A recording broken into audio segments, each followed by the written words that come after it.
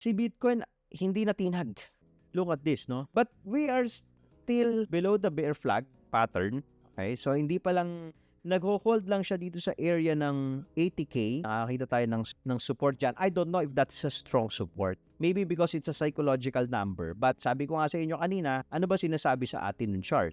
So, sinasabi sa atin ng chart, meron kang downtrend dito, meron kang Bart Simpson na na-form, meron kang magandang area, ito po, no? Magandang area na pwedeng pagbagsakan ng Bitcoin. So, yung sinasabi sa atin ng chart. Kasi itong area na to, although maganda na, nagbi-build up na po dito, no? Yung price sa area na to, itong area na to sa medyo 75, 76, medyo manipis to. So, si Bitcoin, syempre, hindi naman siya tataas na siya lang mag-Asian. Kung may uncertainty sa market, hindi naman si Bitcoin lang ang tataas. But it's a good thing na hindi po siya sumabay sa Nasdaq.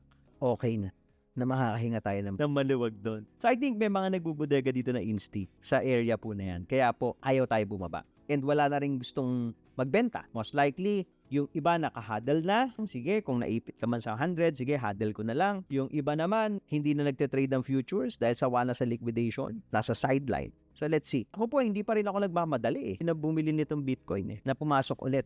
I'm patiently waiting on the sideline.